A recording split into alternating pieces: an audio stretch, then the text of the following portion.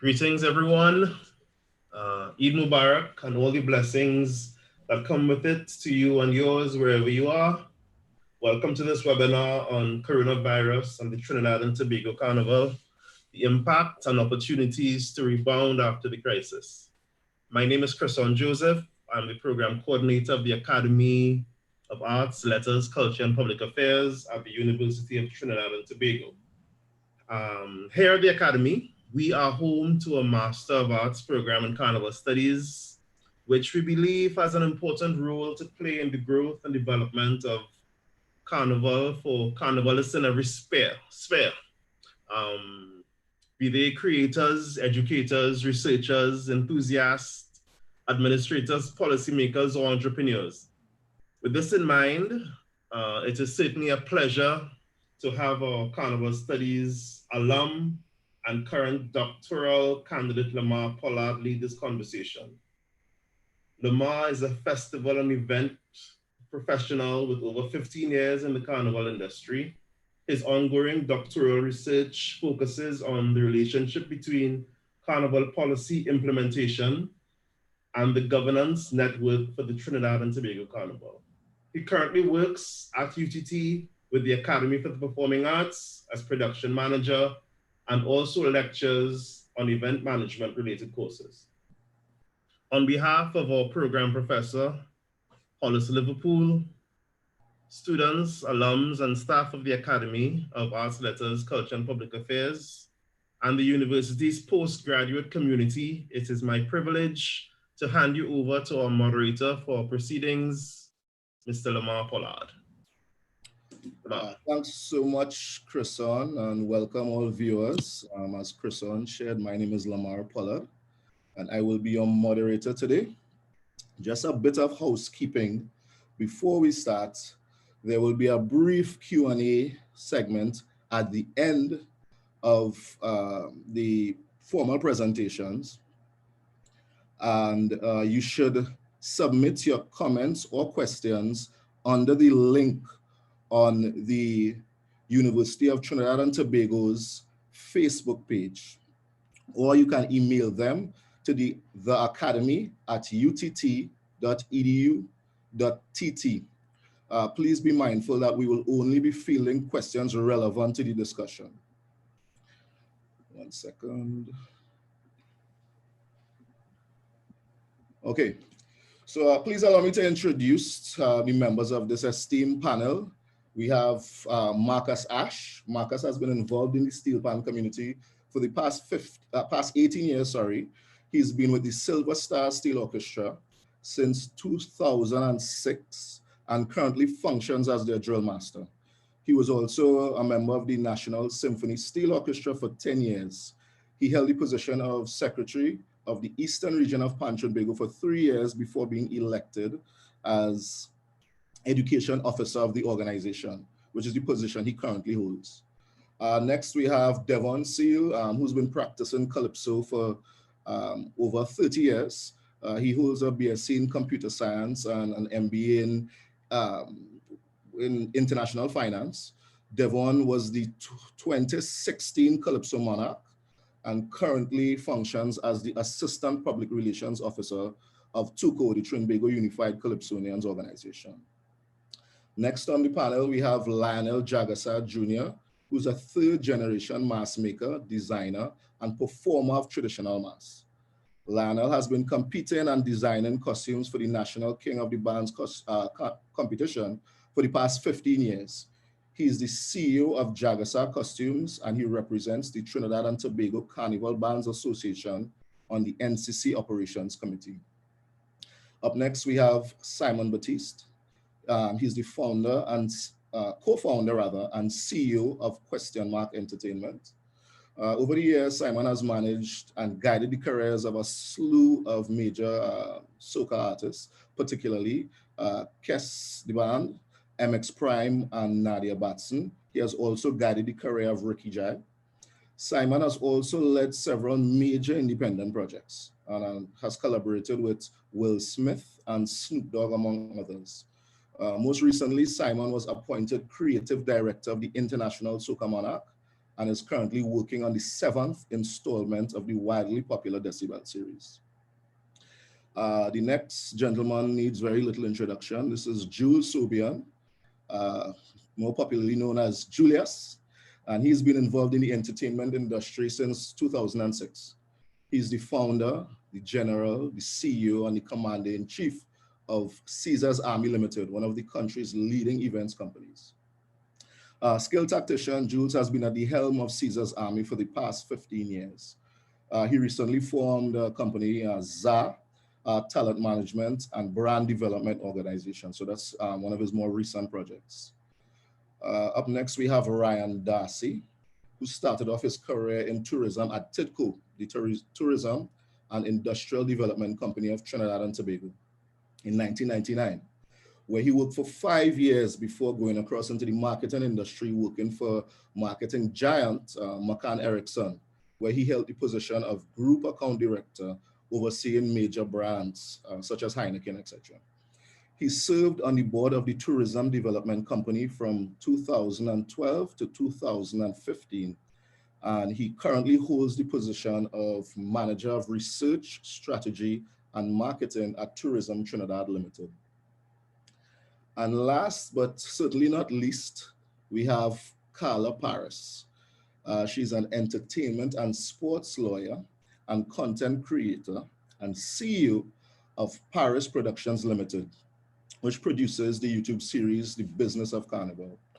She operates the first boutique law practice in Trinidad and Tobago, whose focus is in the area of entertainment, intellectual property, and sports law. She has also operated as consultant for the government of Trinidad and Tobago, the OECS Commission, the World Intellectual Property Organization, WIPO, and the Trinidad and Tobago Olympic Committee. Welcome, panelists. Chrison, can you share the first slides, please?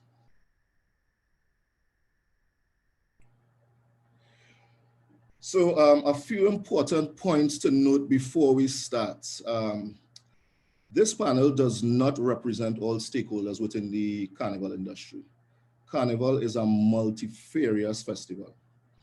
You would notice that we don't have a representative from Tobago Carnival, from the chutney sector. We don't have any persons representing dance, artisans, wire benders, stick fighters, etc. We also have no one representing the ancillary sectors, such as makeup, photography, transportation, etc. This webinar is meant to spark discussion and thought on the current situation in an organized fashion. And it does not preclude the organization of subsequent stakeholder discussions. In fact, the Academy of Arts, Letters, Culture, and Public Affairs intends to facilitate more discussions on the topic with a wider range of stakeholders. And I think more glaringly, the panel only has one female participant, which definitely does not represent the male-female ratio within the broader managerial and performance aspects of the festival. This was purely unintentional, and I just thought it was important to mention. The second point, as it pertains to the perspectives and opinions of the panel, you know, the Trinidad and Tobago Carnival is a tapestry of cultural threads, you know, woven together by all the people who came to Trinidad. So it makes sense that people would be passionate about the festival and its future. But to be clear, this panel will be speaking from their cultural and industry expertise. Their views are their own and are intended to provide context within that realm. And the last, and I think the most salient point to note, is that the webinar is not intended to lessen the importance of public health. Globally, there's an ongoing discussion on how nations strike a balance between the health of their citizens and lessening the economic blow of shutdowns of specific sectors of global industry. And discussions on public health and economic health should not be treated as mutually exclusive. And while we discuss the economic impact of the virus on Carnival, we remain completely cognizant that the public health and safety of the citizens of Trinidad and Tobago and the wider region and world, as it, for that matter, will and should always come first. Next slide, please, Chrison.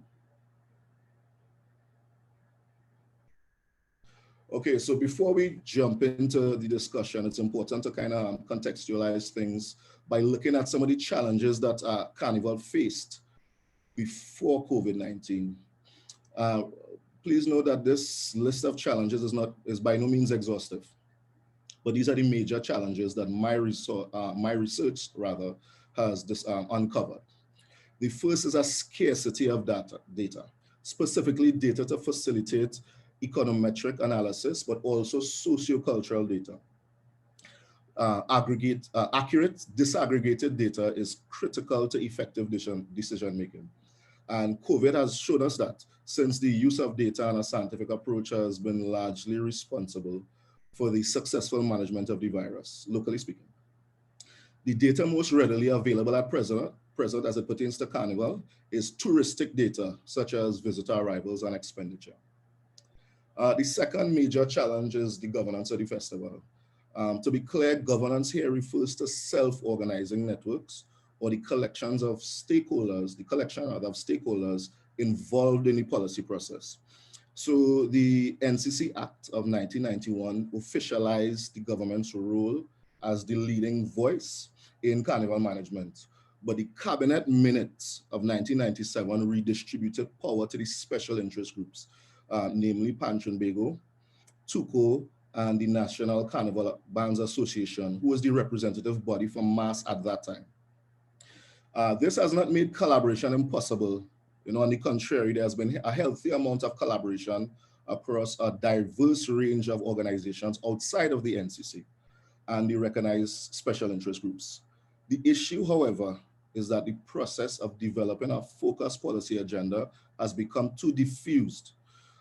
This, of course, has created challenges with establishing and implementing long-term policy strategies to deal with issues such as the one captured in the last point, the issue of sustainability.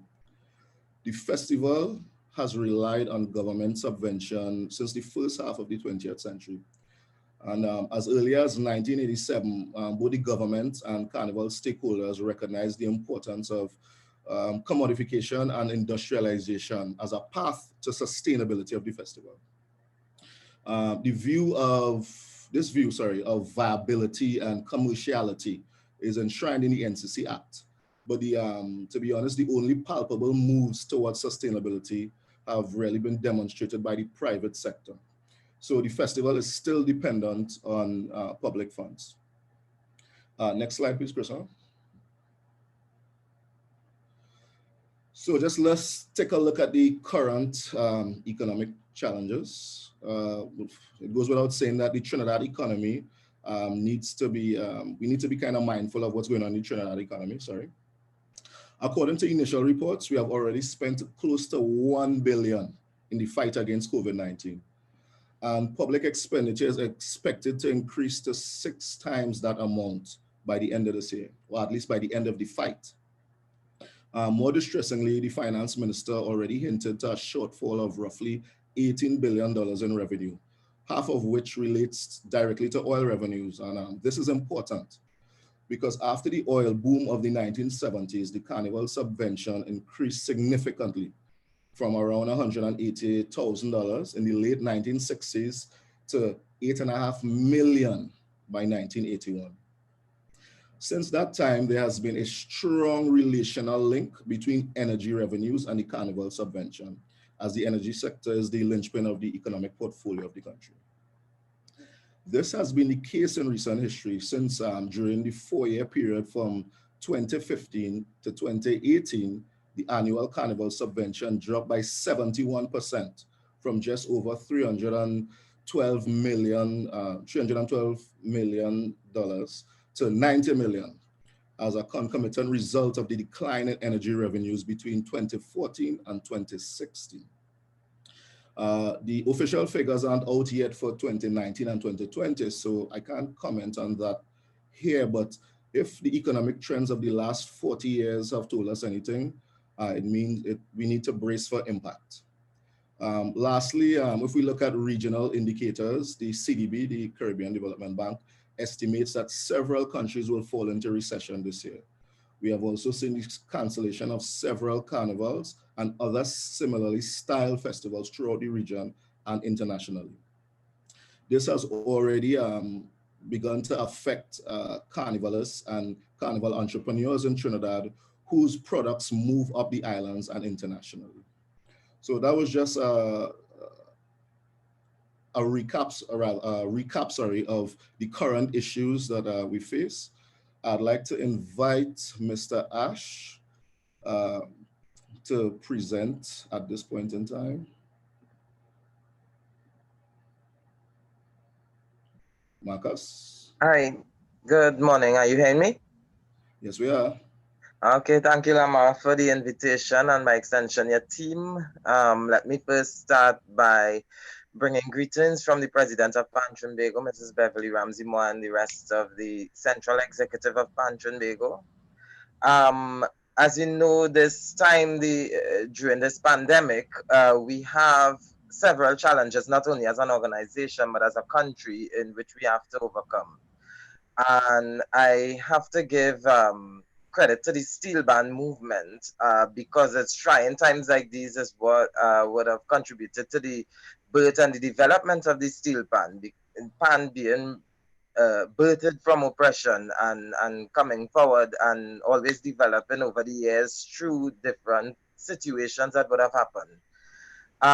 Even during the lockdown period where we would have been self-quarantined, you see the continued movement of the Steelband movement where you would have had different ideas coming forward and happening during this time. So, for example, a month ago, we would have had what was named Panogramma, which was something launched by one Nevin Roach in Tobago, where they had a panorama on Instagram. So they call it the Panogramma. This would have gotten a lot of attraction, not just from Trinidad and Tobago citizens. We had participants in it from Barbados, Jamaica, Antigua and Barbuda, Puerto Rico. We had the US. So it was given the attraction globally, despite the fact that we were all quarantined. We also have coming up, we have the Exodus Steel Orchestra is launching a competition that is no stranger to Steelband, which is the Panramage. And the Panramage is coming up and it will be happening by next month, I believe, where participants from all around the world again will come and showcase their talent there. We go forward with that. We also had many bands who would have put together their video collage where they came together and they played an arrangement, different songs.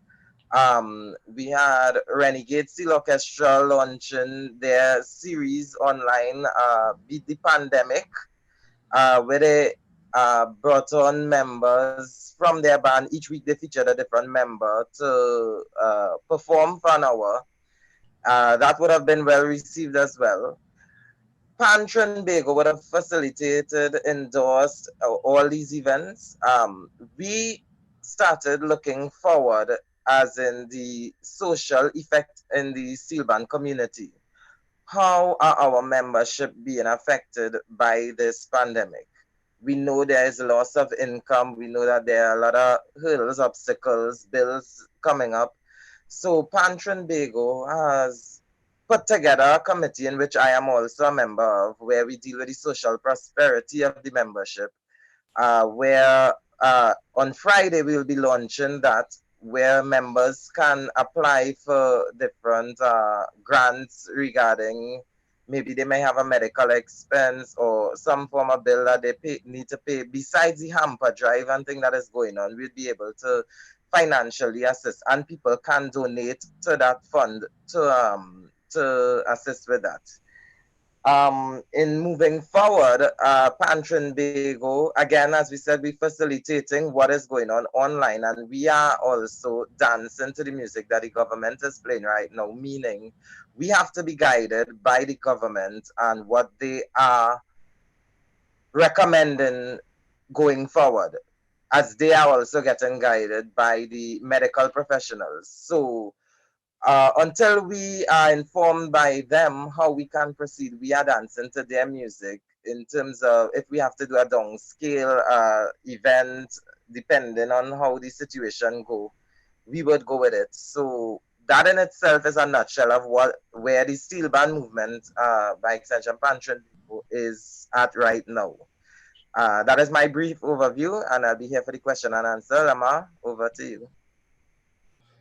Thank you, Marcus. I really find it interesting, the whole series of web-based events, particularly Panorama and the Beat the Pandemic, of which there were several UTT students involved, just to plug UTT. But I think that this direction is very important. I'm hoping that as we move further in the webinar, we could discuss at least how we monetize these types of products. Because again, doing a lot of this type of online and web-based events is something that I think is somewhat new to some sectors of the industry. I would like to move to Devon, who I'm not seeing right now. So I think I will skip forward to Lionel Jagessar. Lionel? This type of online web. Hi, morning. Are you all hear me? Yes, Lionel, we're hearing you. Hi, good morning to everyone, and greetings to the Muslim community, Mubarak, and I'd like to bring greetings also from my president, Mr. Asst. Well, I could get right into it. Some of the ways that we were affected in mass are the obvious ones that you see. We have no events where you could have like a band launch or a display in public. And time is on our side though. People are getting scared about not having carnival next year. That's the main question. For the carnivals that have been cancelled already, I wouldn't like to sound cynical and say it's easy for them to decide, because they already cancelled and they know they're waiting on next year, because it's happening inside the whole situation. For us, we are in the planning stages.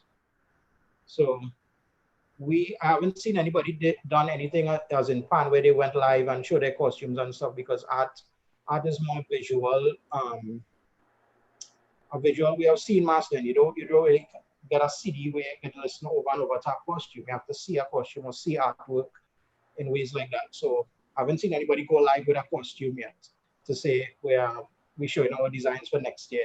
I've seen somebody in fashion do a show without people. They did a 3D expose of their stuff. So I don't know if we could use that as an idea in mass. Some of the questions were being asked by smaller entities as well to me, like you mentioned wire vendors in the beginning. My father's a wire vendor, so he's in that business as well. So we do wire bras and individuals and stuff, and they all have the same anxieties. Are we going to have a job? Are we going to get, because we lost all the jobs from these smaller islands already. But my main thing is to say is that time is on our side, and we can't make a decision now about if we're having carnival next year. We could wait and see how it goes. I'd like to open up myself for questions at the end as well. So I think that's as much as I could say now. Okay, thanks so much, Lionel. Again, I take your point of being unable to actually monetize the costumes as easily as other forms of intellectual property, such as music and other types of visuals that can be transmitted online. Stuff, yeah. You know, that's very interesting. And I also take the point of the anxieties and the concerns experienced by the artisans within the industry, since many of them have lost income because of the cancellation of carnivals up the islands. I think many folks may not be aware of how integrated the Trinidad and Tobago artisan entrepreneurial community is integrated into the regional and international industries. Yes. So thanks for that. Now let's move to Devon Seale. Devon, are you there? Yes, I'm here. Good morning. Good morning. Eid Mubarak. Eid Mubarak to all. Question, you can see slide, please. Yeah, so as everyone would say, this is kind of like an unprecedented time for the organization Trinidad and Tobago, TUCO. And we deal with when we look at the ecosystem. So I'm going off just on what Lamar would have started up pre-COVID because we need to establish certain facts. Yes, we know that when the music is created, we have the producers, before it comes to market, we have the producers, the artists, the musicians, the lighting, the promoters. You know, it's the entire ecosystem. But we are specifically dealing with the artists and the musicians. Second fact is that within this community or the industry, it is one, it is a seasonal industry, specifically for the Calypsonians and the Soca artists within the boundaries of Trinidad and Tobago. Two, it is based on gigs and performances and competitions. It is not one that is driven by record sales or even royalties. So that within the, well, we can move to the next slide, sorry. The impact. Next one.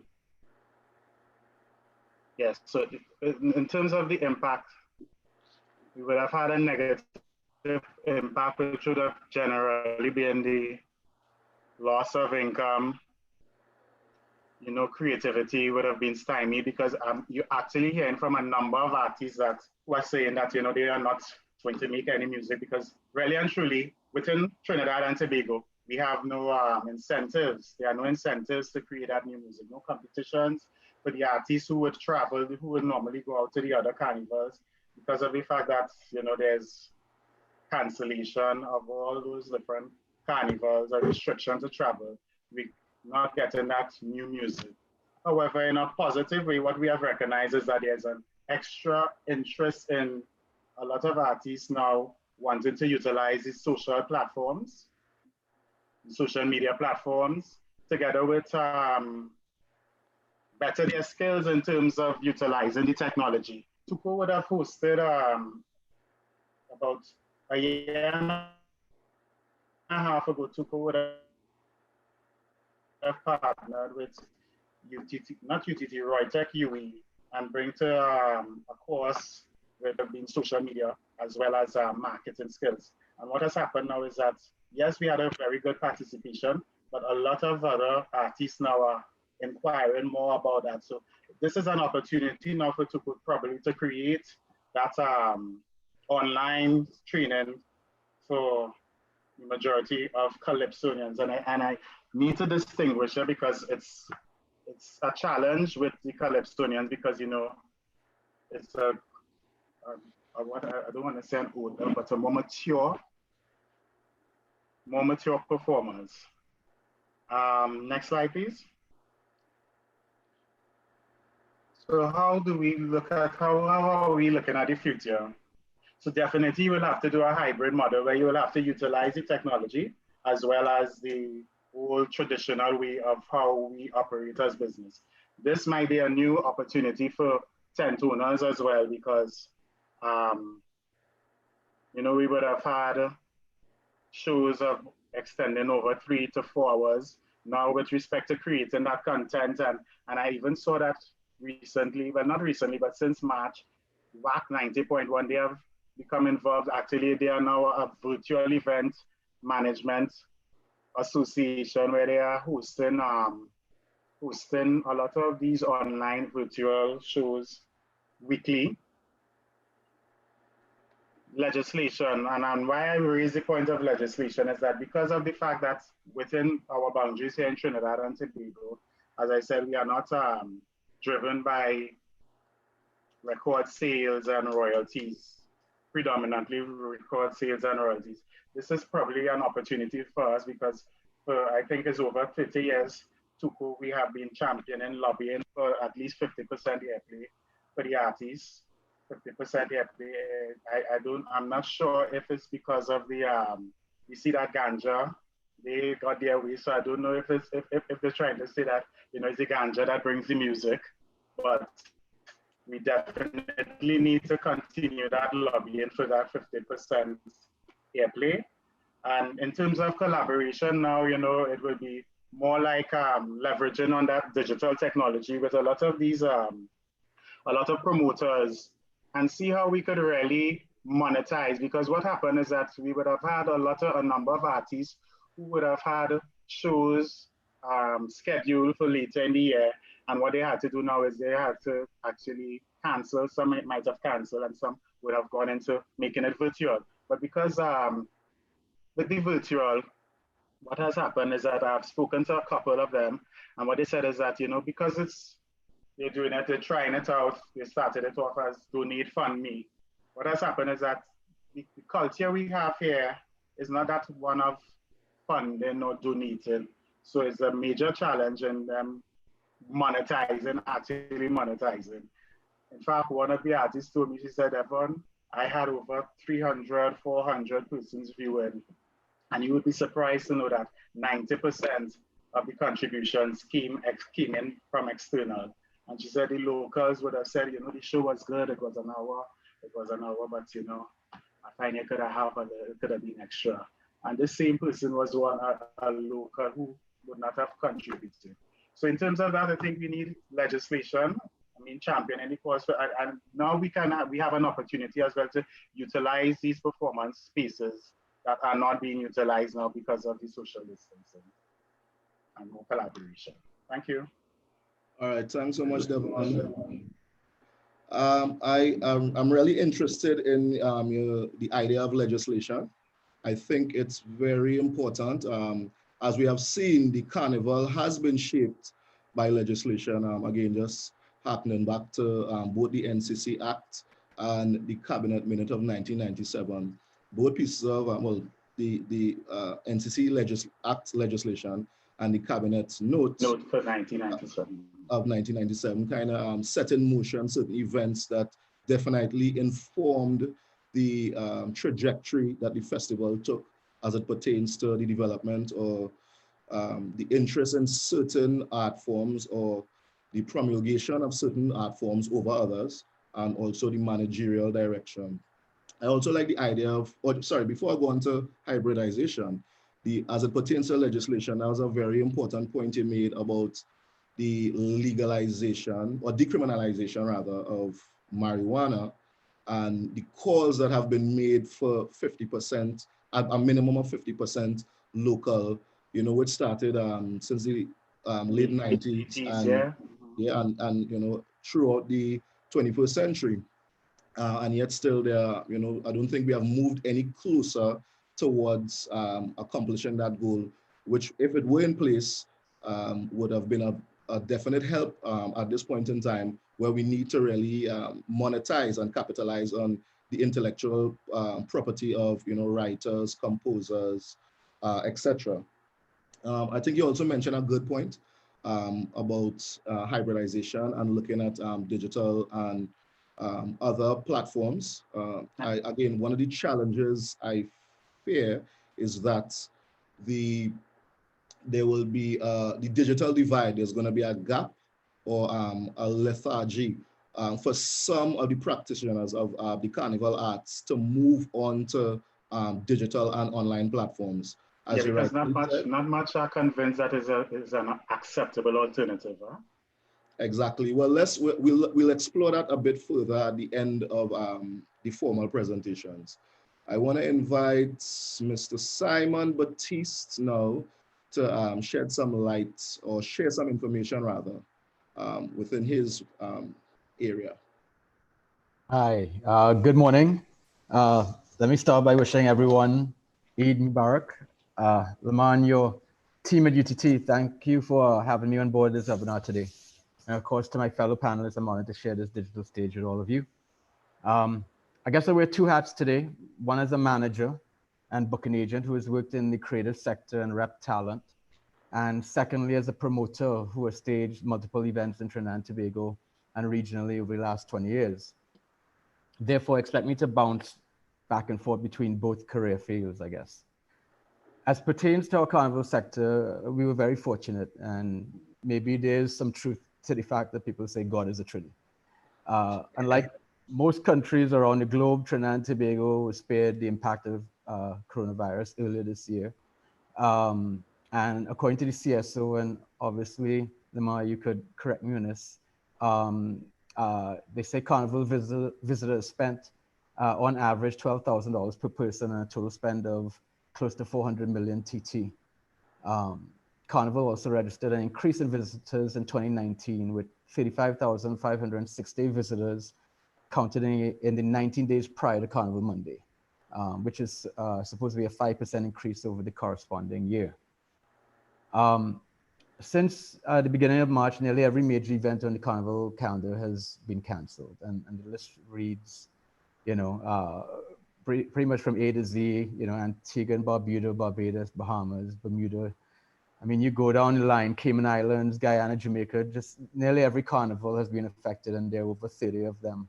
Not to mention the so-called power players in Carnival itself, Carabana in Toronto, Notting Hill in London, and Labor Day in New York, although I don't know if there was an official yet for Labor Day. The last three alone combined for over 600 million US worth of revenue. So the revenue in billions loss is substantial and a huge blow to the creative and tourism sector of these economies. What is usually missing from the public's point of view of those affected? The ones in the spotlight are always those that the larger community gravitates to. And here I refer to the talent that takes our stage, but the domino effect of COVID-19 and how it's affected musicians, those involved in trade or craft, technicians, and many other industry stakeholders in areas from scaffolding to catering to merch.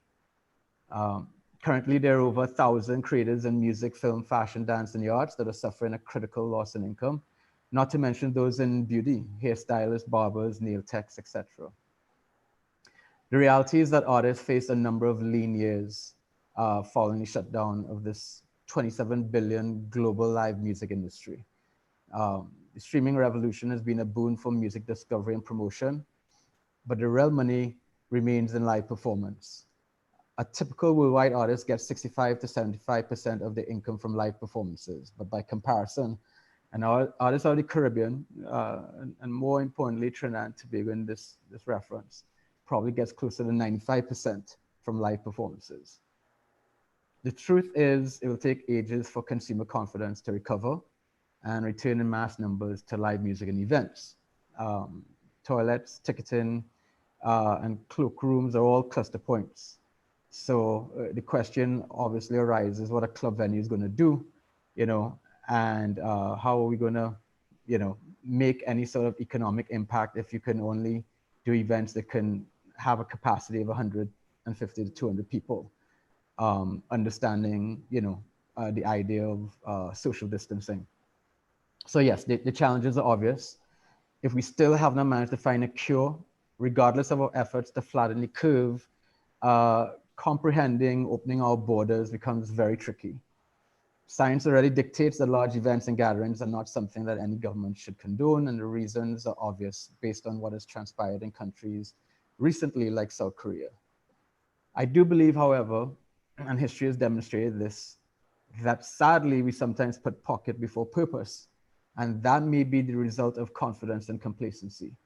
So I wouldn't be particularly surprised if we somehow find a way to have a carnival of some scale here in Trinidad next year. My belief is that the industry will have to innovate and adapt, but in the process, we will not be able to do so unless we get some form of help. Governments in other countries, Australia, Canada, the US, and other nations have created incentivized programs to help them get through this crisis, which means that we may need to start figuring out ways, whatever it is, via crowdsourcing or other methods of helping those affected and in need. The opportunities to rebound are not necessarily limited to us having to wait until the crisis is over. Promoters in parts of Europe and the US are discovering ways of earning income by staging drive-in concerts and social distancing events. Artists are turning to streaming and other online platforms to win over audiences, market themselves, and capitalize on the sale of the singles, to, of course, capitalizing on merch on their platforms. But obviously we're not in that lane, the lane of the the artists who have top 40 Billboard hits, and we still have a long way to go. But I do believe the rebound can be swifter than anticipated once there's a cure, vaccine, or treatment made available to the market. You'll see that obviously within tourism, merchandise and textiles, vendors and suppliers, supplying light, sound, tent, scaffolding, and of course all the other industry partners and carnival participants, as mentioned, from pan to wire benders, can all see some success. However, it will not be immediate, and that's the reality of what we need to understand and face, because we're entering a period that no one has really experienced before. And I think that there has to be a level of faith and hope, but also willingness to come together and unite in order to get through this crisis and be able to, as they use that very popular word these days, to innovate as a means of simply defeating COVID. But at the same time, understanding that lives matter, and we're going to have to, well, I guess the greater part of this equation is, if science, suggests to us or dictates to us that we cannot, do anything moving forward, then we're going to have to abide by the laws of science. But I'm hopeful, and I pray that we continue to be blessed, and something gives within the short term. There you go. Okay, thanks so much, Simon. That was a really packed presentation. I just want to pull a few nuggets from what you shared. Sure. I think one of the important points is that the difference between the value of the live industry to Caribbean and particularly Trinidadian artists is much different than the reality for probably American and European artists. Where you mentioned 95% of live performance in Trinidad and Tobago, or 95% of the income of performers comes from live performance, as opposed to 65 to 75 for their counterparts in the international community. I think that paints a very grim picture for the industry moving forward. And another salient point that you shared is the one of innovation and collaboration. From my experience and my own research, the innovation tends to happen much quicker and is much more prevalent in the private sector. So we have seen the private sector mass industry explode in the 21st century, after the emergence of bands like, Hearts and Poison, Barbarossa, etc., and in the 21st century, Tribe and the like have kind of taken over and redefined or renegotiated their place on the carnival landscape, particularly as as economic powerhouses. And I fear that we need to be mindful that some of the other the other sectors of carnival may be a bit more lethargic as it pertains to moving towards innovation, particularly any type of digital innovation, and looking at policy-related innovations for intellectual property, etc. I also appreciate your comments on collaboration. I think that's the heart and soul of carnival, collaboration between various groups, and between the private sector, public sector, and the third sector, the NGOs, groups such as REACT, etc.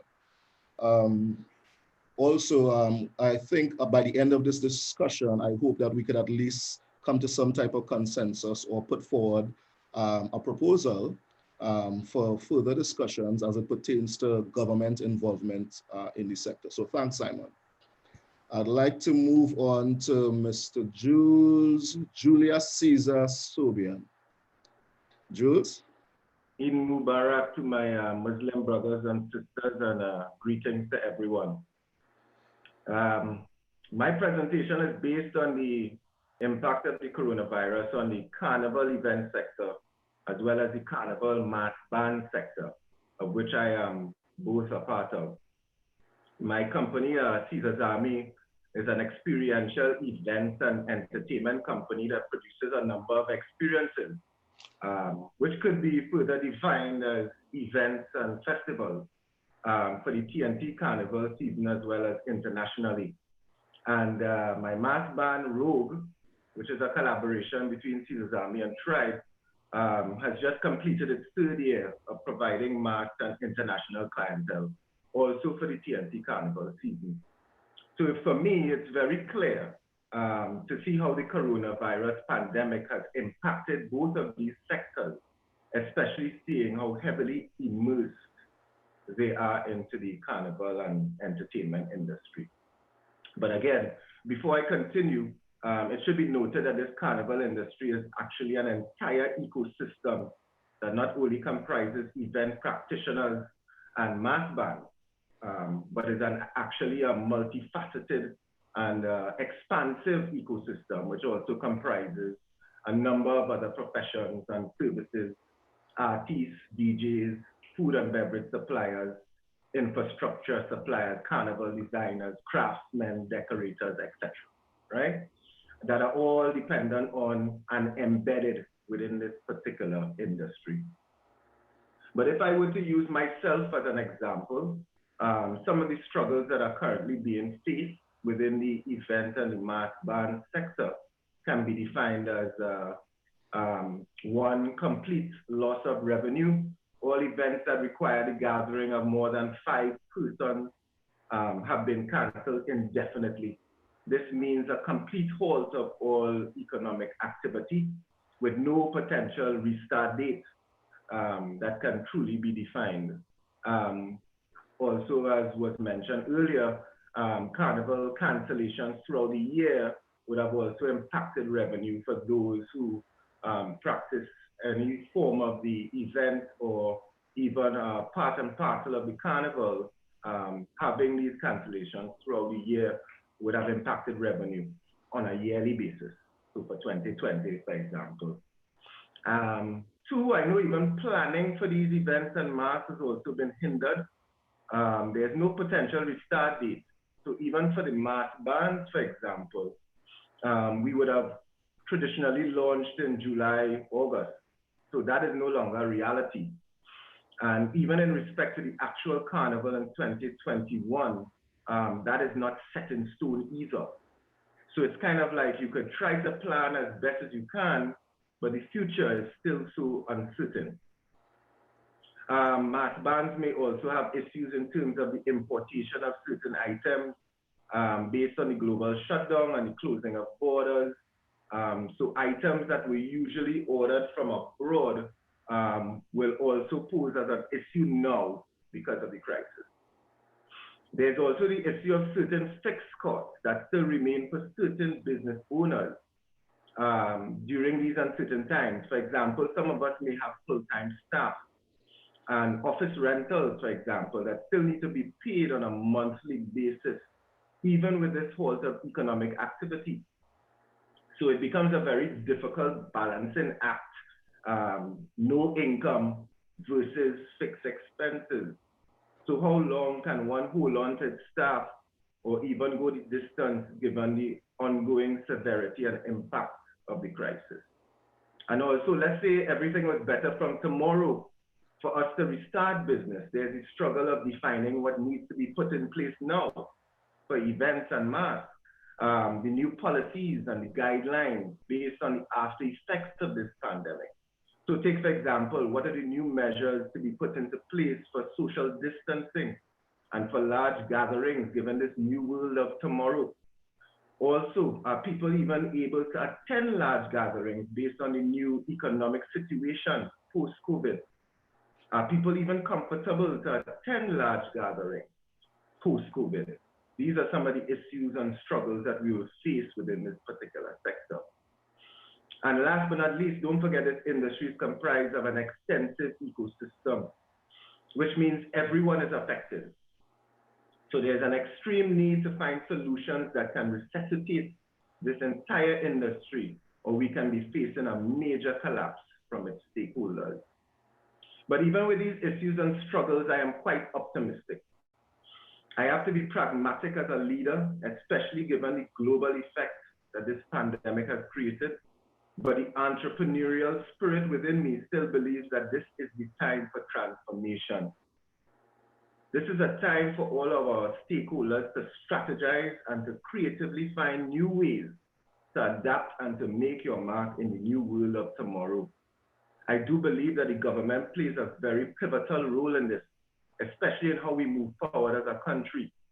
Take, for example, the Road to Recovery team that was created. I think that was exceptional, a great step in terms of making progress happen. But it's extremely important for them to acknowledge and understand how viable and how important this industry and its ecosystem is to our future. The numbers are there, the facts are there, even if there's a scarcity of the statistical data. But now is the time to strengthen and to elevate the industry and to include its stakeholders in its transformation plan. Our culture and the exportation of it to the entire world has been and will continue to be an integral form of revenue and global recognition for TNT.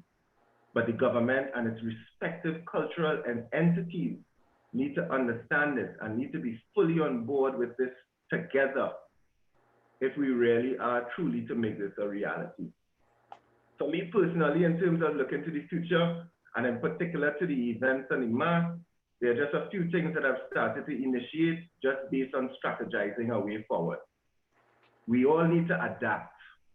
So for me, one way of adapting is I know Caesar's Army was based on the business of curating live experiences or live events. So now I have my team looking at ways that we can venture into unique ways of creating new virtual experiences. This can be in the form of live content on our social media channels, or even, let's say, Caesar's Army TV, where we can get corporate sponsors involved in virtual programming that can be accessed by a large global community. I mean, the new virtual world is there, and I would just draw reference to a clash with our Jamaican friends and our counterparts, our neighbors, Beanie Man versus Bounty Killer. They had a clash, I think it was yesterday, Saturday maybe, and 500,000 people viewed that clash. So in terms of the Caribbean making its mark, you can see the global impact and the global awareness from what we do and what we put forth as our Caribbean culture. We can also look into new forms of post-COVID live experiences, and I would always use the example of reinventing the drive-in movie concept, reinventing our very own K-Donna, for example, where you can still have a live event with the necessary infrastructural elements, but with social distancing measures, etc., being set into place. And in the case of large gatherings becoming a reality again, we also need to think of how the post-COVID carnival or large gathering will look like now.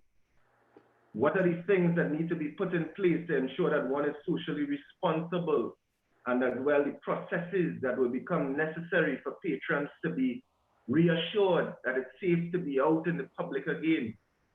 Carnival 2021, I mean, being a reality, are we ready to embrace just the local community for Carnival?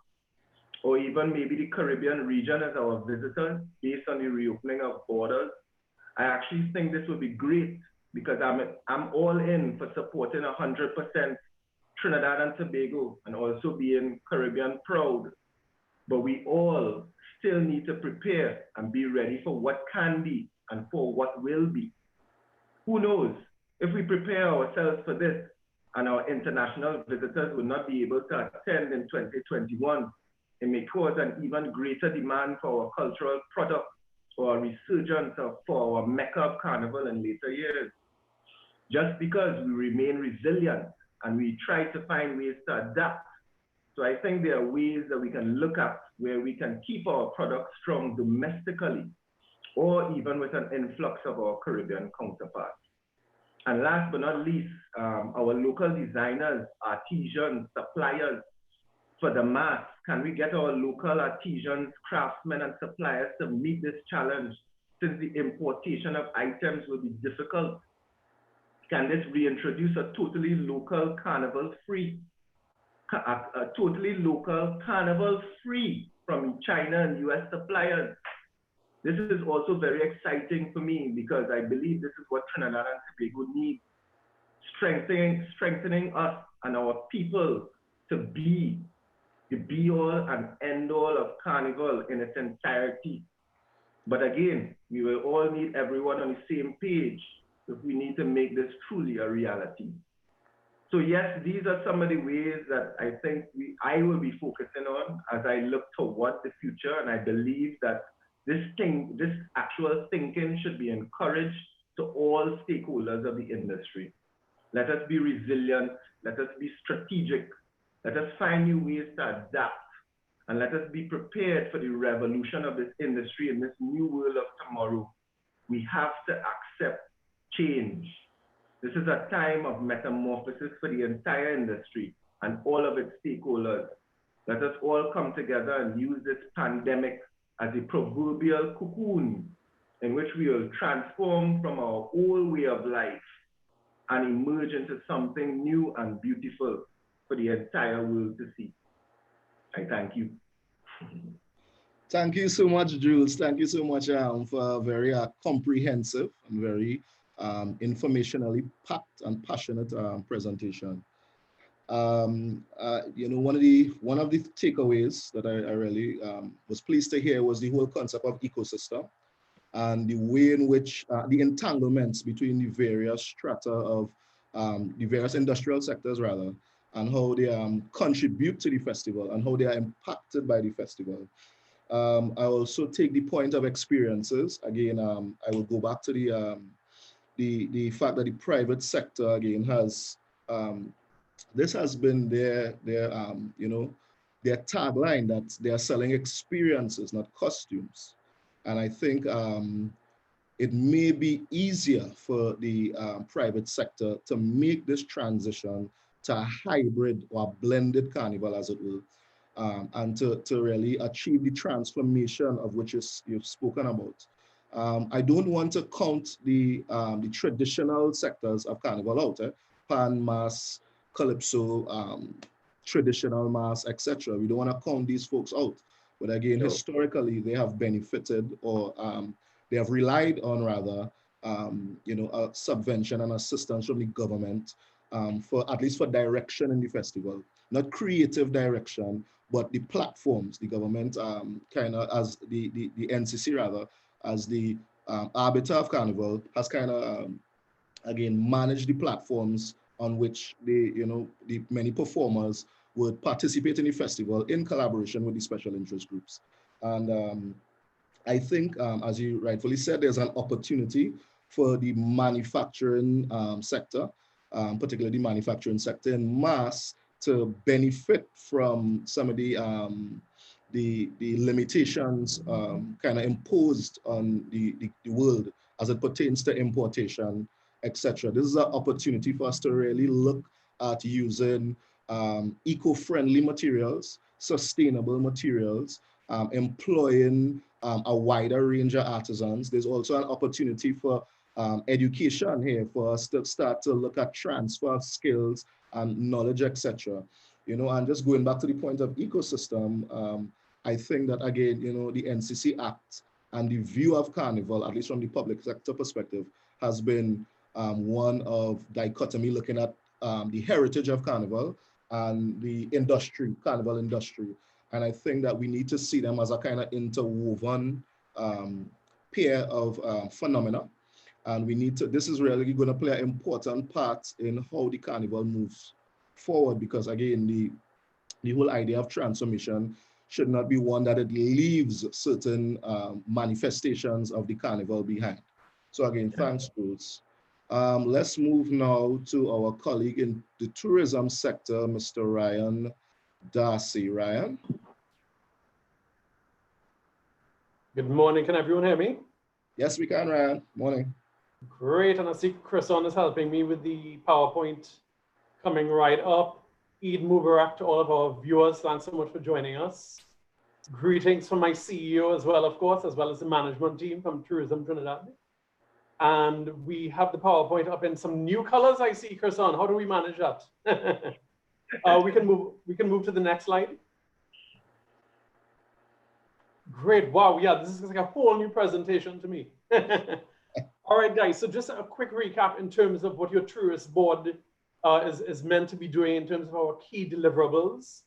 So of course, we're in charge of sort of marketing Destination Trinidad, as well as we do look at some product development initiatives, whether that be some of the sites and attractions, as well as the visitor experience.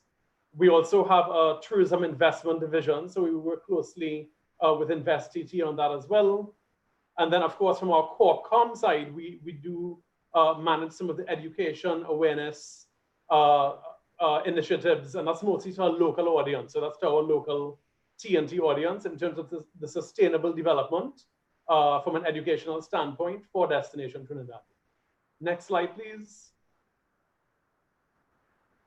So what's our core batch of USPs? Between 2016 to 2020, a roadmap would have been developed by the tourism stakeholders as well as the ministry. And coming out of that, several niches would have been shortlisted to be the sort of strategic focus for the destination. And those are what we fondly call SEC, that is sport, event, and conference tourism. So that is our core focus for Destination Trinidad, very different to Tobago and even the rest of the Caribbean, because we see that as our key USP value. And of course, today's event would fall into the sort of event tourism bucket, which of course would be Carnival. Next slide, please.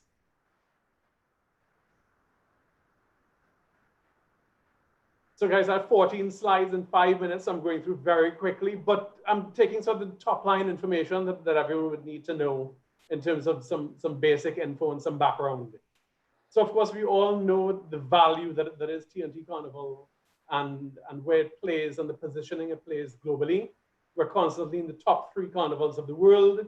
Usually the rivals are Rio in Brazil and Mardi Gras in New Orleans. So we're constantly in that top 3.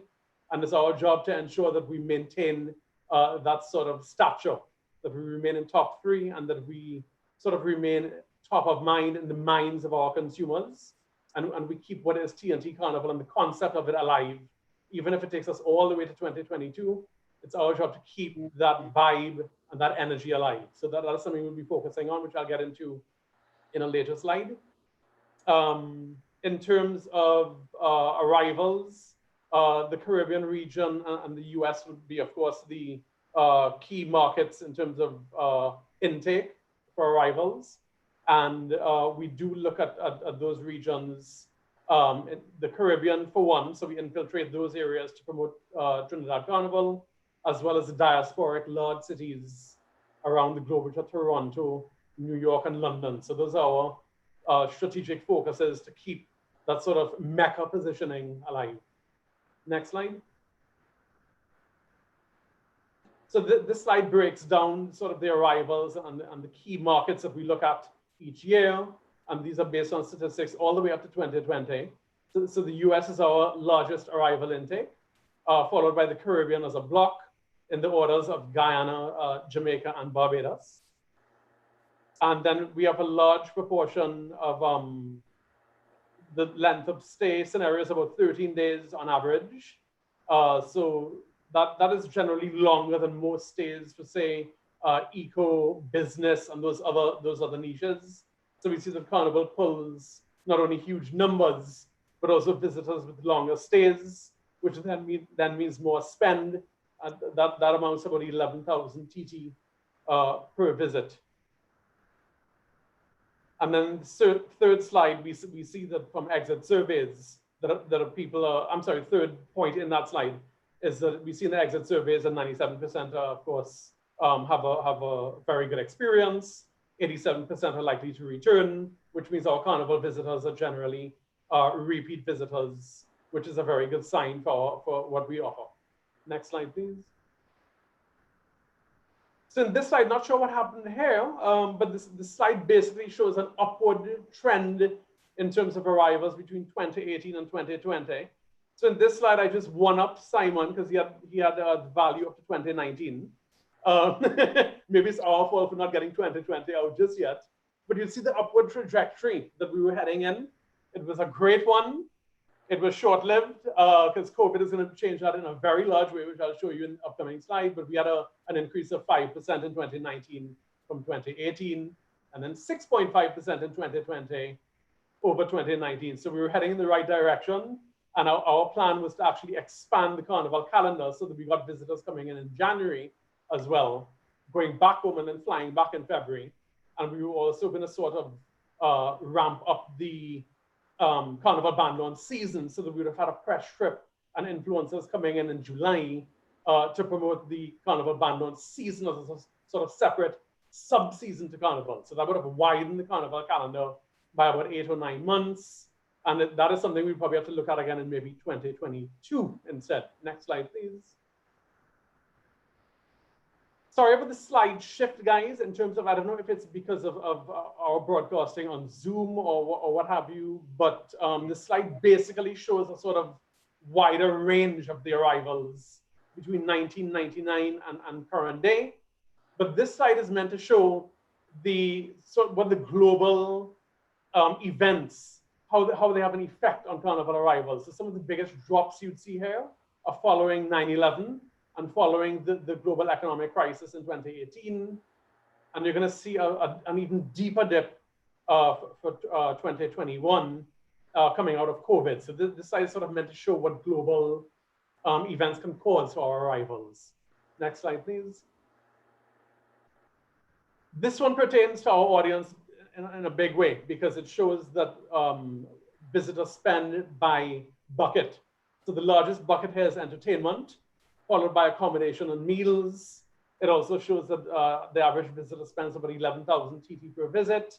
That average length of stay again is 13, and the average spend per day is about 840 TT, but I'm sure a large number of our audience and our viewers fall into that entertainment bucket, and you'll see you're number one in terms of their spend, so you're very important to the tourism sector, and I hope you knew that already. Next slide, please. So in terms of the current reality, yes, we have a loyal audience. We have the diasporic connections, and these people are very loyal, and they keep coming back, even in global crises. But what we go on to see, though, is that COVID has changed everything, even for the loyalists and even for the diaspora, as we have 100% of the destinations with restrictions, with some level of restrictions, and at least 72% with borders that are closed completely. And this will go on as each jurisdiction goes through their relevant phases. Each of our relevant markets will be affected as they go through their phases, especially if there's a wave 2 and a wave 3 come fall, which is one of the predictions. So this slide is showing that even though we have the loyalty and we have the committed diaspora, COVID is changing everything, as some of the my prior colleagues would have said. Next slide, please. But we have signs of hope. So again, we're guided by the Ministry of Health in terms of policy. We are guided by the Ministry of National Security. And so we don't have a lot of leverage here, but this slide shows that in the minds of Americans and Europeans, so some of our bigger blocks of consumers, that they're already starting to think travel. So 1 in 10 are ready to travel immediately. 7 in 10 are ready to travel when the borders open and things free up a bit. And 7 in 10 is a high number. We have 6 in 10 of Americans who would attend a large festival by the end of this year. Now, again, this may not be a reality for us, but this is in the minds of the consumer, which is one of the roles we play in terms of shaping the way they think. And then 7 in 10 Americans would attend a concert. And we would have seen in a recent communication in our WhatsApp group that we're starting to change the way we do concerts and large festivals, whether it be in your car or virtually. And then what's cool to know is that the smaller hotels, guest houses, host homes, villas, those are the types of accommodations that they feel are a bit safer than your larger hotels. So this may be an opportunity for our associations like Stay Out, Airbnb, which is unregulated at the moment, but those are the sorts of accommodations that they may be looking at differently, and a movement away from the large hotels, which will still fill, but the mindset is stay in smaller hotels. The Europeans as well feel similarly, but they see the window as a little bit longer in terms of when they're willing to travel. Next slide, please. So some of the projections, of course, I think we just skipped a slide in error there. Go back one slide. Great.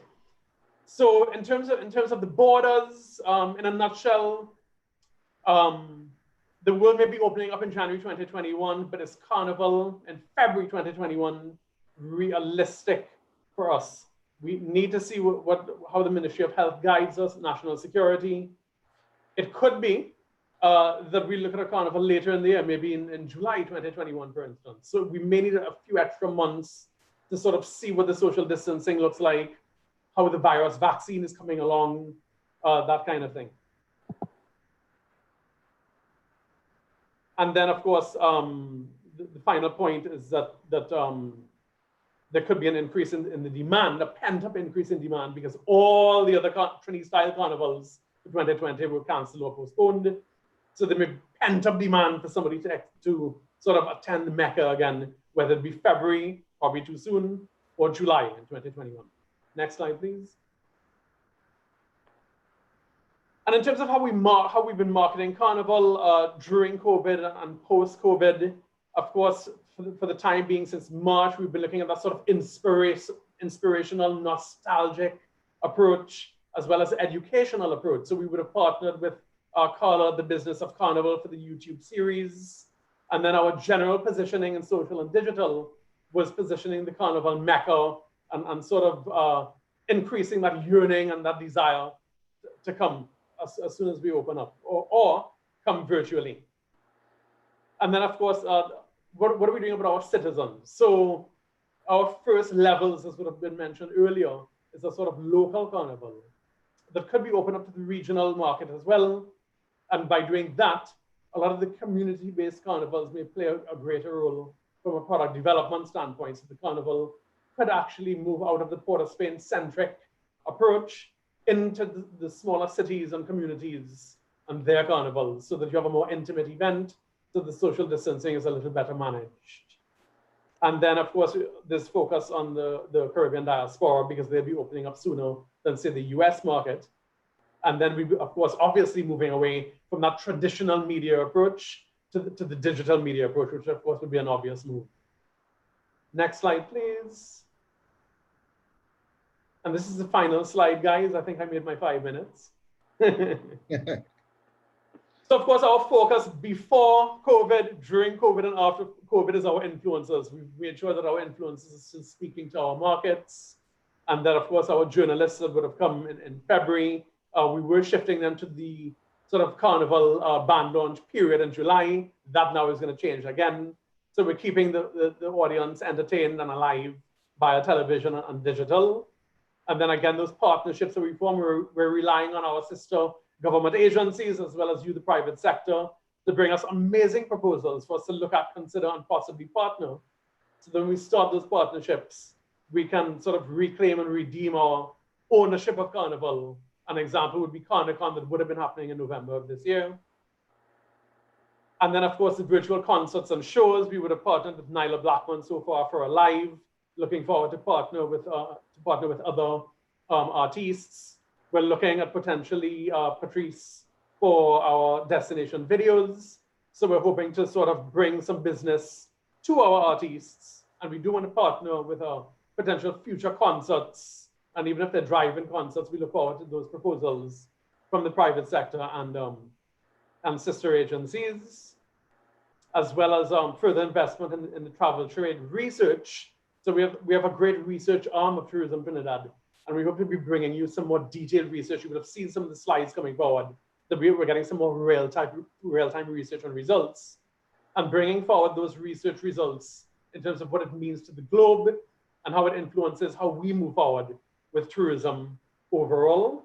And then our final slide. And I'd like to thank everyone for listening, and have a great day. I'll be on standby for further questions later. Thank you so much, Ryan, for us another very comprehensive presentation. Apologies for the technical challenges with the PowerPoint, but you know how Murphy is. I found it very interesting that you pointed out specifically the statistics on repeat visitors. Usually in the range of 87% of visitors to Trinidad, you know, being repeat visitors, etc. I am wondering if there's an opportunity for domestic tourism and tourism between Trinidad and Tobago, some increased tourism between both islands, particularly because there is anticipated to be a serious decline in income, or at least put it differently, recession in several of the Caribbean countries in the region. And I don't know if we definitely can't expect American visitors or international visitors for the foreseeable future. So I don't know if this is an opportunity for us to, again, explore you know, opportunities for domestic tourism. I also found it interesting, the whole idea of the Carnicon, and I'm eager to see how an online version of the conference can be staged. I know that the conference industry internationally generates, or at least in the States, generates close to $2 billion US dollars in revenue each year. So the conference industry is something that we should definitely consider. So thanks again.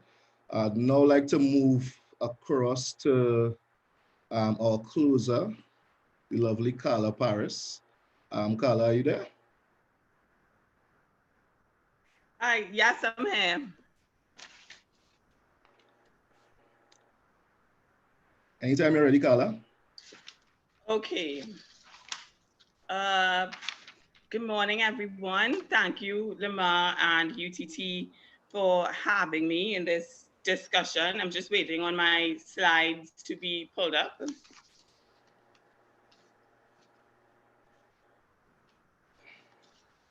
I think we're still looking at Ryan's presentation. Okay. So, I mean, I have 5 minutes to discuss the carnival sector, and that's going to be a challenge. I'm generally very wordy, so I'm going to try to you know, make this as brief as possible. But what I'm endeavoring to do is to look at the state of the carnival industry, because I know that we want to talk about what are the opportunities, where do we go from here? But I think that in order for us to determine what the opportunities are, we need to know where we are now. So in order to do that, I want to touch very briefly on the work of the Business of Carnival series, because I believe that it has unearthed some data to explain perhaps where we can go in terms of understanding intellectual property and its value to us across the carnival ecosystem. So next slide, please. Oh, you know why that's black. But the Business of Carnival YouTube series was launched in 2018 on YouTube. And thus far, we've had 3 seasons, which feature key entrepreneurs, celebrities, entrepreneurs across 3 countries, Trinidad, Barbados, and in the United States, specifically Los Angeles, Hollywood. Next slide, please. Next slide.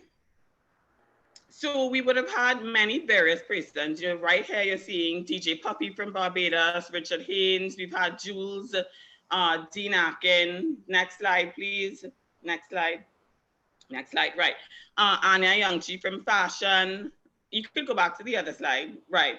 And this season we had Nyla Blackman and Anson Sovereign. Next slide, next.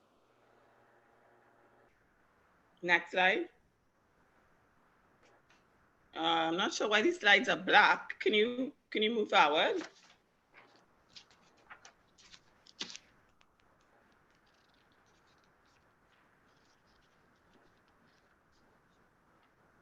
I'm just waiting on him to switch the slide because it's currently black. Hello? Yeah? Yeah, let me apologize.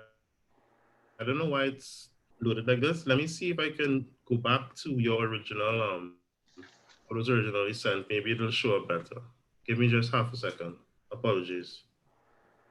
So in the meantime, Carla, I just want to see if we could at least engage in a brief discussion, if you're willing to share any of your thoughts on the versus battle that we had with Beanie Man and Bounty Killer the other night. Because again, I think folks are looking at those types of platform, those types of products or the online platforms to begin monetizing performances, etc. I don't know what if you have any thoughts on that particular model, as it were. Well, I have a lot of thoughts on the event. I mean, of course, like everybody else, I thought it was brilliant. I mean, there are a lot of different figures that are floating around. I've seen figures of 500,000 persons, logged on to that event. Of course, we don't know whether it was really just 500,000, because if people are anything like me, you watched it with friends. So that would be 500,000, maybe just one person logging on a phone, but then there would have been so many other persons, who would have been watching that type of watching the show and sort of seeing the engagement and seeing the level of celebrities who were involved. I thought it was particularly interesting to see the different brands that got involved. I don't know if you all would have noticed, but you saw that it was sponsored by Ciroc, right, which is Diddy. That to me shows that there's definite room for involvement of Caribbean brands, in these type of online events, in these virtual events, in these concerts and so on. And great, fantastic. So we are on the exact slide. Right. So what I found was interesting from that concert was the level of mainstream attention that it brought. So it was reported by CNN, by the Shade Room, it was trending on Twitter.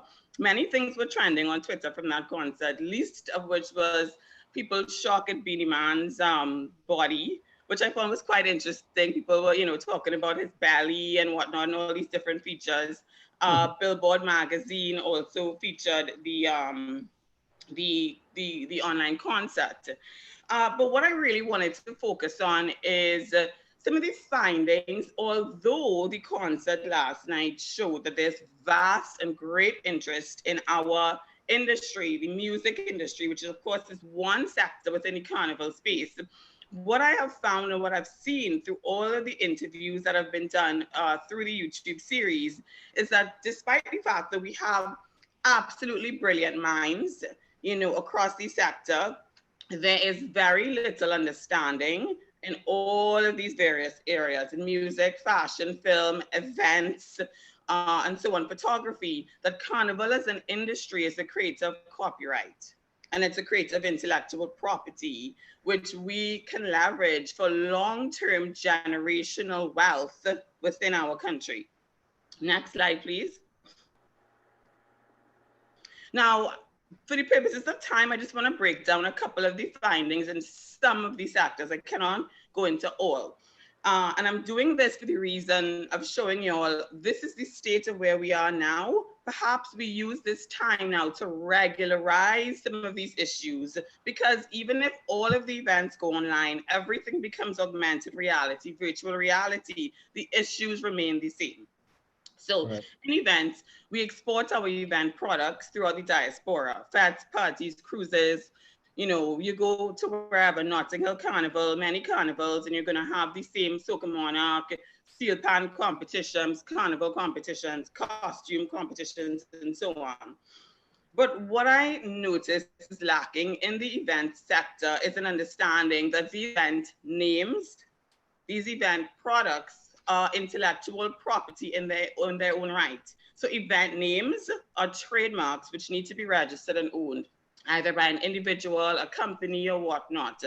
And there's a great lack of understanding of the value that that brings to a company and can even bring to us as a government.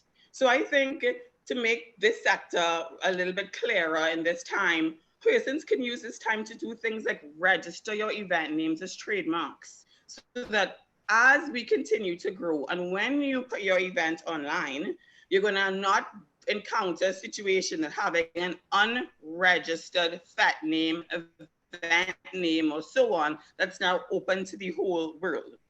I think also forming structured event committees we do have a culture of persons becoming involved in a committee for a lot of very informal reasons. They think that it's cool, it's a hobby, it's a passion, it's actually a bragging right to be part of a committee. But the unstructured event committees create a plethora of problems when people leave these committees and no one is actually sure who owns the fat name that generated that goodwill, not just throughout Trinidad, but throughout the diaspora. So these are things I think we could hone in on and structure.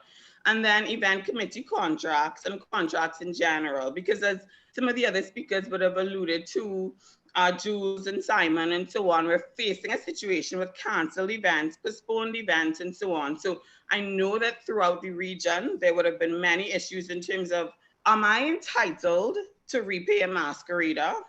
Do I have to give back money for a fact that has not taken place?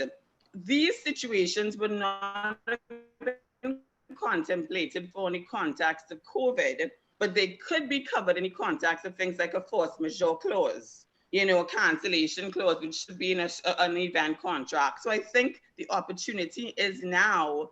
Let us look now at structuring and tightening our arrangements. Next slide, please. In the beauty sector, beauty is instrumental to the carnival industry, and I don't think that the value of beauty is emphasized enough. So we have things like hairdressers who we use backstage at many of our events. You have the makeup artists, of course, very crucial to our artist performers, so forth in general, band launches and so on. What I notice a lot in this industry are that many of the persons in this sector, we often exploit their talent. So I've been to many band launches where hairdresser, makeup artists would have been asked to come on set to show up at a particular time, and they're there inevitably for 10 hours, 15 hours, because things run on, they're not running on time, things are slow, and they're paid the same amount that they would have been promised for 1 to 2 hours work, irrespective of the fact that you're there for 10 hours. These are things that need to be properly looked at now. And I was happy to hear that there's a lot of discussion now in terms of forming the Beauty Association of Trinidad and Tobago. What that is intended to do, from what I've been informed, is to put structures and policies in place in terms of pricing, in terms of contractual obligations, proper templates, education, and so forth. So I think, again, this space and time forms an opportunity for persons in this sector to get themselves organized, understanding the importance of paying taxes and so on.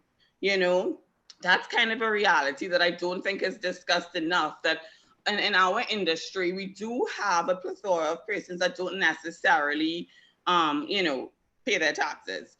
But it's not specific to this beauty. It's fashion, it's film, it's throughout. So, you know, it's an opportunity for lobbying, structuring.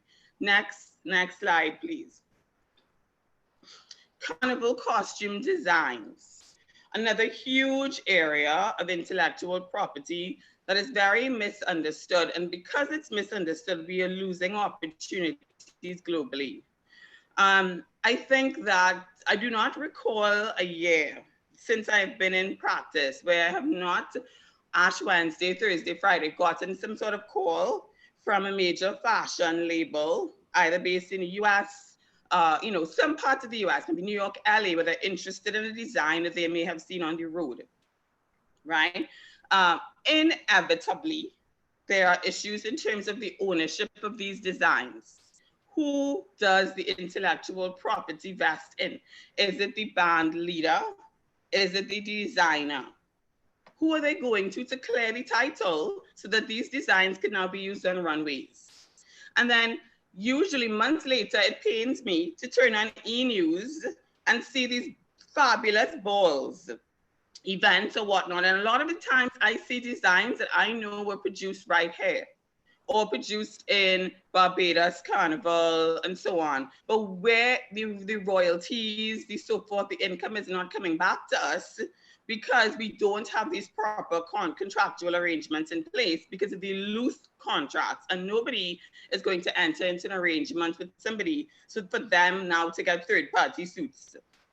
So I think it forms, this time forms an opportunity for band leaders to sit down and put in place these proper contractual agreements, which speak to, are you commissioning the design from the person for a period of time, or is it a buyout of the underlying sketches, designs, and so forth, so that the band knows that they have this in perpetuity.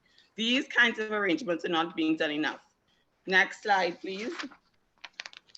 So let's look at the photography and videography industry, another massive aspect of the Carnival ecosystem, which again, a plethora of issues in terms of ownership, copyright, and so on.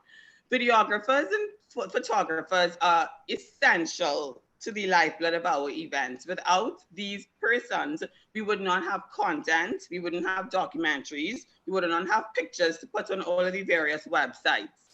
But the issue is a mass misunderstanding of the rights preserved for the creators of these content, creators of pictures and so forth, versus the commercial rights that this content provides. So you oftentimes, you might go to an event, you're going to see a particular photographer from a company, you know, I don't need to call names, you all know what I'm speaking about.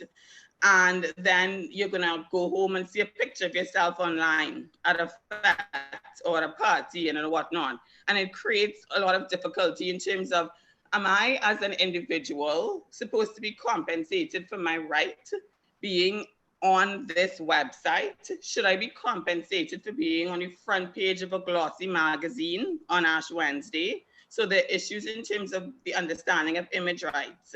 And then there are the issues in terms of the actual photography or videography company that would have been hired by an event producer, in terms of how long do I have to exploit this footage? Can I use this footage on my website forevermore? Is it just for the purposes of this particular fact?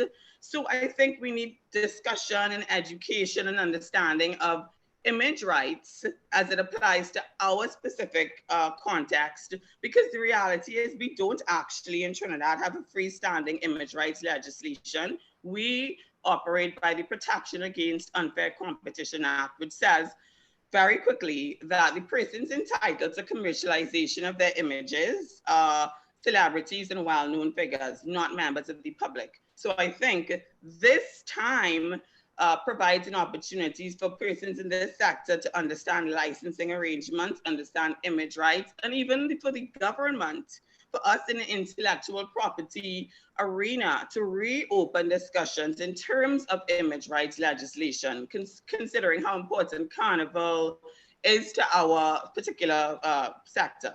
Next slide, please. Music. You know, again, I have a very short period of time left, so I just want to look very quickly. What are the main challenges in our music sector is the fact that we have a very challenging collective management organization environment. We have 3 societies who every year approach promoters, producers of events to pay licenses.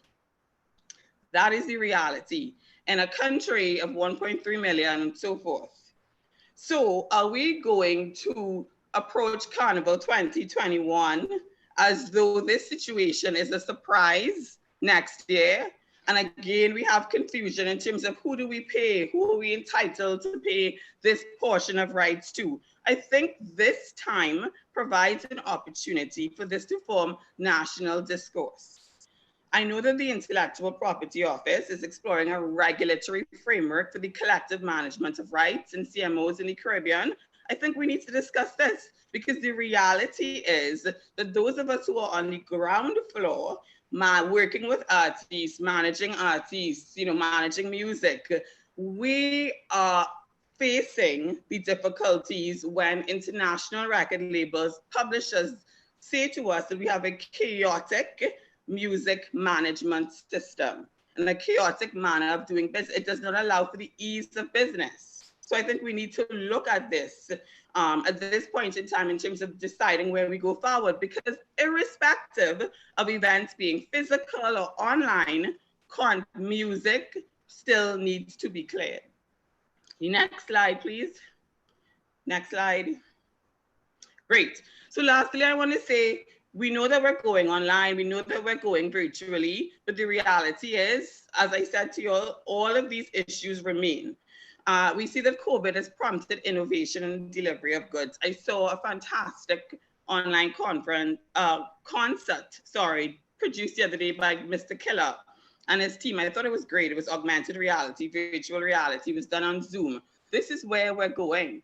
Now, in order to have some of these events, some of the issues of police clearances, EMA are going to be the same. We saw what happened in Beanie Man and Bounty, where the police showed up. So don't think that if you're going to be performing from your living room or your house, you could blast your music and not have neighbors complain. So, you know, let's get clear. Same thing in terms of, as I said, EMA or whatnot. These things are still going to be realities. Next slide, please. What I'm seeing is definitely going to be important for us to understand in terms of these online events. Things such as user experience design, Zoom and Facebook room integration, videography, you know, in the whole scheme of the online event production. Next slide, please. But what that means is with all of these new technologies and so forth, the intellectual property is going to be even more relevant and important than, and more important than it probably ever has been. Because for your online events and your online virtual tours, virtual museums, virtual whatever it is, you're still going to be using copyright that belongs to others, pictures, content, video. You're going to be using brands. I took part in a virtual tour of an event the other day where they were using simulated brands. And the brand name and the brand packaging looked very similar to a well-known brand. That is going to be a problem unless you've cleared the, you know, got any consent from the brand owner and so forth. You're using trademarks that don't belong to other people.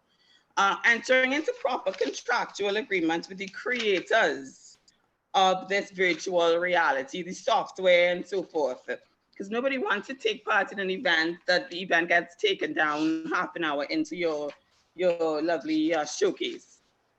And I think also, lastly, to end, I think that this whole scenario informs a discussion as to maybe we should be looking at creating our own indigenous platforms to showcase Carnival virtually. Maybe one collective instead of 5 or 15 or 20 different promoters, producers, and so on, or fashion designers, maybe having some sort of hub of indigenous content, which of course would rely on many of the issues I spoke to before, copyright, using proper music. I would definitely advocate for using local music, you know, to underscore and endorse and whatnot, provide synchronization deals for the varying artists whose music we can use and have to monetize themselves. Next slide, please.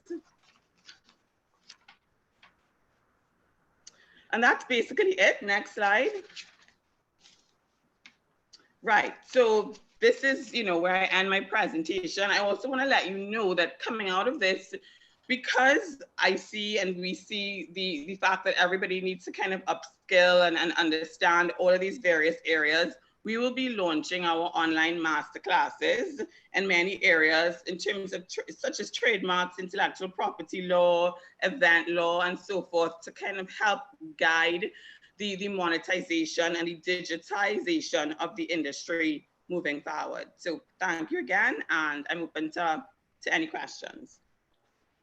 Thank you so much, Carla. Thank you for, I think, the perfect presentation to end this series of presentations, since it deals specifically, or not specifically, since you addressed so accurately the whole issue of intellectual property, which I think is knowledge of which is lacking. You rightfully said that, again, we need to kind of improve on IP literacy and general entrepreneurial education at this time. I also take the points on, registering brands. I can definitely say that I know several Carnival practitioners, business people who operate without a registered brand or registered trademark, etc. And that wouldn't fly moving into the new normal for Carnival. I also like the idea of organization where you mentioned the stakeholders in the beauty industry coming together to kind of have a collective voice. I think that's very important for persons in non-traditional sectors. I know a few weeks ago, certain groups within the creative industry were coming together to collectively voice their concerns to the government as it pertains to their members accessing stimulus packages and social assistance, etc.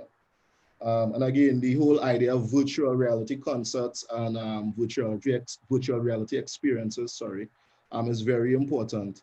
I've also seen, on the flip side, some concerts with, plants and the traditional decor that we in Trinidad have kind of used for the last, since probably time immemorial, as it pertains to televised broadcasts, where you have plants and vinyl backgrounds, etc. And I think we need to kind of look towards upping our game as it pertains to the type of digital products that we as an industry and as a nation present on digital and international platforms. So we have some time to field a few questions. Guys, I am going straight to gallery mode so everyone will be visible. I want to put the first question to Marcus Ash, and the question comes from Candice Guppy Sobion. And the question is this: if we are unable to gather in large numbers, how do we as a people adapt and continue to express our culture through the shaping of a new carnival? I don't know if you have something to say about that, Marcus. If we aren't able to adapt, to gather in large numbers? Yes, if we aren't able to gather in large numbers. Well, I mean, that's a very good question. And in my presentation, I would have mentioned where our carnival, and in particular Steelband, it has been born and developed based on obstacles like these. I mean, if the African drums wasn't banned, we wouldn't have had Tambu Bambu. If the Tambu Bambu was banned, we wouldn't have had Steelband today. If the Steelband didn't decide that they were going to boycott in 1979, the rise and the evolution with the DJs on the big truck going through Carnival Monday and Tuesday wouldn't have really happened or been that effective. So all that is part of the evolution. Our first goal as stakeholders, it will remain to stay safe. We have to be guided by the government.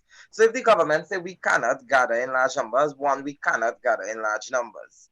So it goes back to, I saw Carla would have mentioned the online Pantrinbago did Panorama this year, and we had a beautiful pay-per-view session where people outside of Trinidad and Tobago were able to pay and view.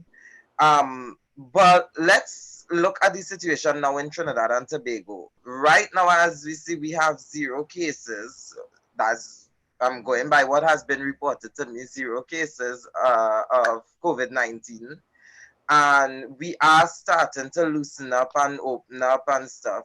Even if it reaches the point where we have to just do a localized, because I listened to Julius, Caesar's Army, mentioning the total local part where you get local suppliers and those things, and it made a lot of sense. Even if we do that, and even to the point of having a regional carnival, so not everybody gathering in Port of Spain, but we gather to different parts of Trinidad and Tobago and do something there in a lesser scale. I always say half a loaf is better than dying of hunger, or in this case, even COVID-19. So we have to do it in a lesser scale, and trust when I tell you all here listening that through this, something great, a new evolution is about to come out, whether it's 2021, 2022. That is just how this carnival, this culture in itself works. It is evolving, it will always be evolving, and something new is going to come out of this because of this situation. Rama, over to you. That's a great point. I don't know if anybody wants to chime in. If not, there's a second question from Kwesi Makano that I want to direct to both Lionel and to Jules. So here's the question. Why has there never been an effort to industrialize mass making rather than continuously exporting the production to China, for example? Lionel and then Jules. Okay, I want to start off by saying it's a bit of a misconception that the production of the mass is totally Chinese or outsourced. It's a handful of bands that use this avenue, because I myself am a wholesale producer of costumes, and I do make costumes for larger bands and other bands in San Fernando as well. What happened was there are some pieces and some materials, a lot of materials that we do get from China. So when you go to suppliers for that, they offer you this production, but it's not a total production. It may be small pieces, it may be parts of the costume. You know, it's not the whole thing. So we have local suppliers who will still do the production of the major parts of the costume, because shipping a headpiece is very hard and expensive because of the size, and it's delicate and stuff. So that's one of the main things I do. And I know for a fact that there are bathing suit and board short companies and certain seamstresses and tailors that do make stuff. So it's not a total outsourcing, but there are stuff that we have to save money by doing it. So it's an ethical choice, and it's also a financial choice to source stuff from China, but it's not 100%. It's probably probably one person started the conversation and made it sound as though all the big bands are doing it, but it's not true. So there are many wholesale producers of all the parts of the costumes right here in Trinidad and Tobago. So that's the way I would address that. So it's a major misconception to start with.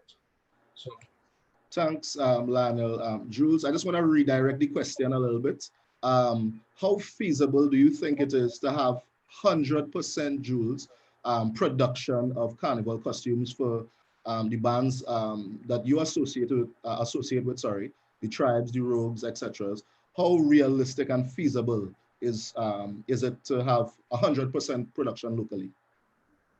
Well, I'm not really that deep into the production process, because if I had to say that the collaboration between Caesar's Army and Tribe, I would say that Tribe was more the connoisseurs of the production. But from my knowledge, I guess what I am understanding here is that certain elements it's better to get from abroad.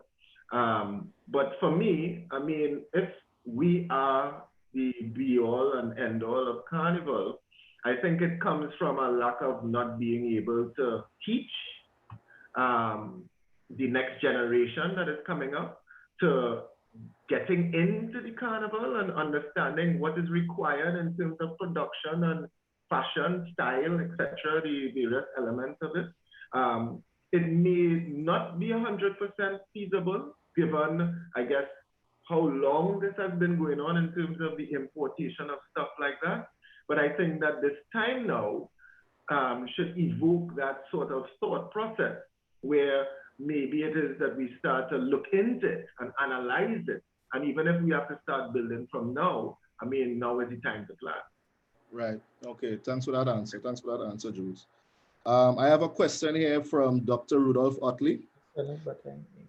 If we are having Carnival in 2021, how do we prepare and execute it? If we know Carnival, how do we utilize the downtime? And how are we going to use the Carnival data to shape future Carnivals? It's a kind of broad question. I'm hoping that Simon would want to take a stab at it. I know you've kind of covered some of the,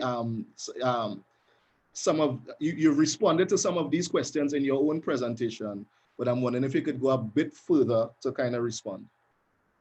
I think Ryan is far more capable at answering this question than I am, to be quite honest.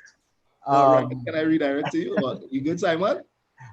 Yeah, I'm good. Let Ryan take it. Okay, Ryan, I just want to redirect the question to you. If we're having Carnival in 2021, how do we prepare and execute it? If we know Carnival, how do we utilize the downtime? And how are we going to use the Carnival data to shape future Carnivals? Okay, so I think I answered that a bit in the presentation. It would be hypothetical that Carnival is happening in 2021. I did propose maybe a sort of delayed Carnival. It has happened before. But remember, we're reliant on our Ministry of Health, our Ministry of National Security in terms of borders. So it would really depend on what that's going to look like. If it's not 2021, we'd have to aim for 2022. And that would be providing that a vaccine is available well in advance of that, because of course that has to be tested and be widespread and available to everyone. So that is a huge factor. Now, whether we open up the borders in a phased basis so that we have regional arrivals, but again, the problem there is we'd see that the region is starting to open up as of next month. And that can then present a new danger to the region for our regional arrivals. So there'd be a ripple effect. And that could affect everything. So it really is hypothetical as to whether we're going forward in 2021. We would expect NCC to deliberate on that over the next couple of months and make an announcement.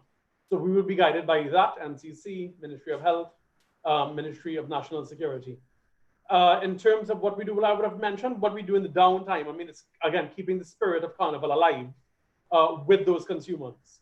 So those consumers would potentially be missing Carnival in other jurisdictions as well. So it's a matter of reinforcing that we are the Mecca and reinforcing what our Carnival brings to the table to those consumers. So again, it'll be sort of your lives, making sure that our influencers are fully engaged and out there, and sort of keeping that message alive until we can potentially move forward either in later 2021 or 2022. Okay, thanks so much, Ryan. Guys, I think we may need to just take one more and then wrap. I'll just direct this one to Simon. I know this falls within his wheelhouse. From C. Phillips, how do we convert live performance revenue statistics of from 95% of revenue to 65% of revenue for Trinidad? Sorry, let me repeat. How do you convert live performance revenue statistics from 95% of revenue to 65% of revenue, similar to international artists? Just unmute. Right. Yeah, sorry. Yeah. No, I think it's a great question. It's one that I think there's a very simple answer to it that we all know, which is you have to produce global hits. The reality is that we have great music. There's no denying it. I've been involved in soca music for 20 years. But the fact is that very few of our songs over that span of time has managed to, I guess, in a sense, reach out to greater audiences, right? And as it is, we're going to need to be able to do that because we need people to stream our music more, purchase our music. And I mean, the harsh reality is that Caribbean people as a whole probably don't purchase as much music as they should. And it's harder for our artists to capitalize on being able to earn a revenue from, let's say, the sale of their singles and tracks, their albums, and furthermore, if it is that we still have challenges with streaming, for example, right? There has to be a way to identify that and change it. I could be wrong about this. I think it's and Carla could correct me, it's either Spotify or one of these streaming services, for example. I don't believe they operate in the Caribbean. And then that, you know, of course, affects our artists and their ability to cash in. So those are some of the challenges that our musicians, our talent, you know, face. And until we could kind of get over those humps, that's one of the ways that they're going to have to look at it. They're also going to have to look at capitalizing on their platform. Some are already doing it. I see Nyla Blackman, others are, and they're doing, you know, a lot of online events. They're combining efforts with sponsors so that there is money coming in for what they're doing. But the fact is that there are a lot of other artists out there that may not have those names, you know, that obviously they're going to struggle, right? And they're going to have to find new ways of being innovative, maybe using, you know, platforms like TikTok and others to get, you know, their names out there and then build their audience bases, right? Like this young man who did the song Monday got nothing to do Tuesday. What that whole wiki has nothing to do, and it became viral, so to speak. And the fact is that you may not make money from the song, perhaps, but when you build an audience, right, you can use that as leverage to get companies to invest in you and your brand. So there are ways to go about it, and these influencers have demonstrated, that they can then use that to capitalize on selling merchandise, etc. So there are ways to do it, but it really starts with the ability to have a song that can transcend. And that may mean, looking at the way that we approach this industry in terms of our collaborations, in terms of what we do now. And one example of that is an artist told me when I asked them, well, why don't you produce music now and take advantage? They're like, well, what's the point? We're not going to make money from it. So the way that it's being looked at, not by everyone, I want to make that clear, but by some artists, is that the only way they can make money is from live performance. And until they start realizing that there are other ways of collecting and cashing in from publishing, streaming, etc., and working hard on those platforms, they will always be stuck in that 95% bracket. Okay, really good point, Simon. Carla, again, I know this falls within your area of expertise. I don't know if I could ask you to add some comments to what Simon just shared, and also, if you have possible, comment on the whole viewpoint of 50% local airplay legislation in that regard. Is that something you want to touch, or is that a hot potato? No, it's not a hot potato. It's just let me deal with the first question first.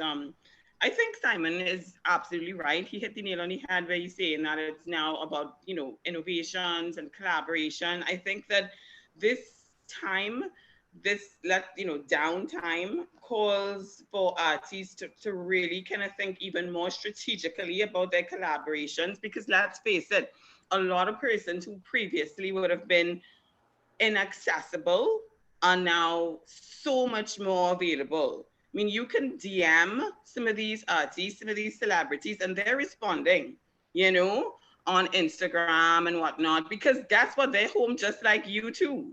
So now I think it's the opportunity to look at these sort of global giants and form, alliances, maybe hone your songwriting skills a little bit better. I mean, if we look at Billboard magazine, for example, I saw that the front cover of Billboard magazine is one of the top African artists, Davido and some of these guys. These guys have millions of followers.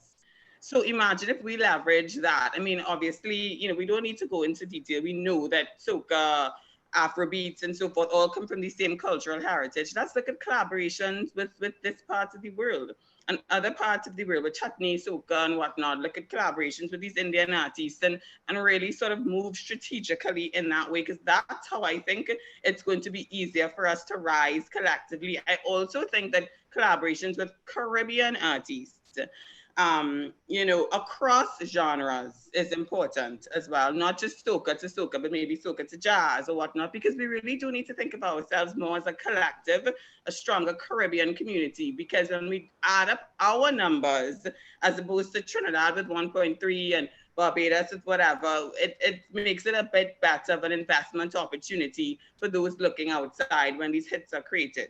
In terms of the local content, that is a challenging discussion, only because there have been so many incarnations of these groups, associations and whatnot, where we lobby for local content. I think the rationale for local content is clear. It's clearer now than ever that we need to reinvest in our own, in our home, in our local products and so forth.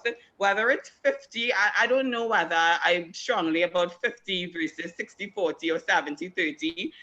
What I am pro is that we need to understand and respect the fact that content, irrespective of whether it's music, film, TV, needs to be played so that we have a better understanding of our culture and the importance of it. Because the reality is, we hear all the radio station owners tell us all the time, well, You know, they have to play what's popular, or they have to play, you know, because they're a commercial entity. But I believe that they inform what becomes popular.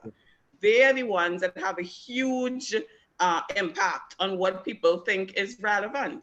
You know, so to shorten the answer, yes, I'm very pro local content, and I would love all of these draft papers and green papers to actually go somewhere and be implemented. Okay, thanks so much, Carla. Okay, so guys, I think we've come to the end of the presentation. I just want to recap some of the key points raised by the members of the panel. Firstly, we spoke about social assistance. I think Marcus and Lionel hinted to the need for it. I think Marcus was also sharing that Pantrinbago is launching an initiative this Friday to provide assistance to their members. I think that will be very important moving forward. Jules, Simon, Carla, several members of the panel also spoke about innovation and transformation, which I think again is key moving forward. This is, you know, the whole concept of transformation and innovation is what will separate us from, you know, the other festivals and also from other sectors that may not be able to capitalize as easily on the digital platforms and these other types of platforms that are available to creators of, you know, intellectual property and carnival products. The next key point was the whole issue of local manufacturing. You know, Jules mentioned it first, Lionel also spoke on it, the whole idea of moving operations to purely domestic, a purely domestic approach to manufacturing of, you know, carnival costumes and general carnival products. I think it's a, you know, it's a great opportunity for us to exploit in light of COVID and border restrictions, etc. Another important point was the whole idea of training, technological training, in education and intellectual property, you know, just entrepreneurial literacy. Training is a key point and is a very important, something very important that we need to look at in the downtime that we have right now while we try to figure out and negotiate the future of COVID.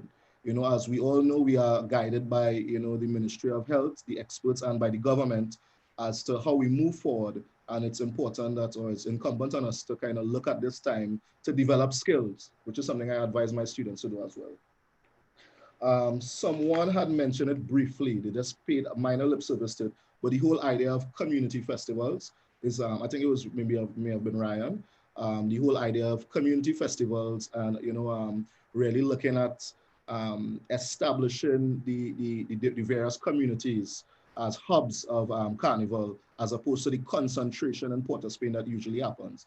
Of course, there are community carnivals during the carnival season every year, but we may need to focus on them a bit more, or it may be wise to focus on them a bit more in light of you know, physical and social distancing guidelines, etc. And last but not least, the whole idea of government, legislation, and policy. I think the role of government cannot be understated. I do also want to state that you know, members of the NCC were unavailable today. We are hoping to have them on a future panel, but they were unavailable today. We did reach out to them. But it's important that we really look at you know, how the government can play a role in designing legislation with the assistance of stakeholders and really fostering the whole idea of collaboration between, again, the public and private sectors and the non-governmental sectors to see how best we can, again, negotiate the future of the carnival. As Marcus so rightly said, the history of the evolution of the festival is littered with instances of tribulation, and at every turn, again, the festival transformed.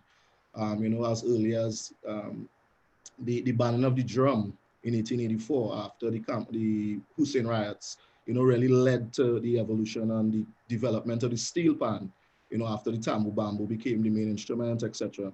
And again, even with the proliferation and the development of music technology, in so far as the development of sound systems and the ability to have a portable sound system on a truck, etc. This helped revolutionize the festival and allow us to have large bands, you know, spanning tens of thousands of people, etc. So I want to thank all the panelists for being part of the webinar. I want to hand over to my colleague, Chrison, at this point to just give a vote of thanks. Unmute, Chrison. Chrison, you need to unmute.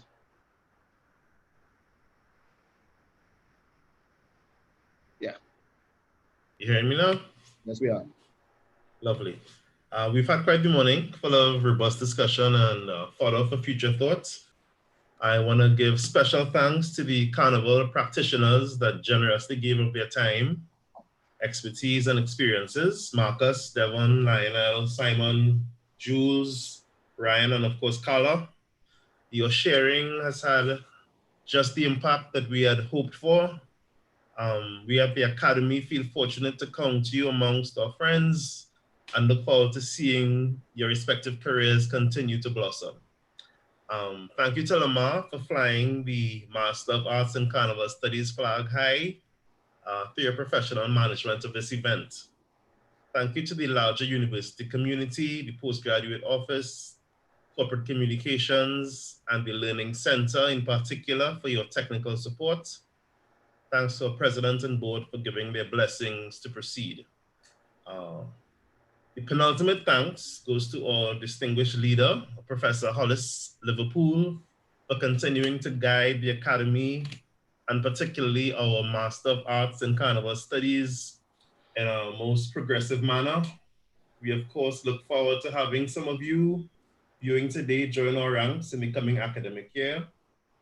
Feel free to contact us directly for more information about this very important program by sending an email to theacademy@utt.edu.tt or finding us on Facebook or visiting the University of Trinidad and Tobago's website. Finally, and dare I say most importantly, thanks to you viewers for your presence, for your lively chats, for those questions which we were able to field, and for your love and respect for the Trinidad and Tobago Carnival. We expect to continue these conversations and sincerely want to make sure you are well informed. As Lamar mentioned a little while ago, we are looking towards hopefully hosting a follow-up to this conversation with some of our foremost policy makers. And hopefully that'll happen in the next couple of weeks. So definitely make contact with us at the Academy so that you can keep in touch with what's happening. Be sure to follow the Academy of Arts Letters Facebook page to keep abreast. Again, thank you for your participation. Eid Mubarak. Blessings flow. Thank you.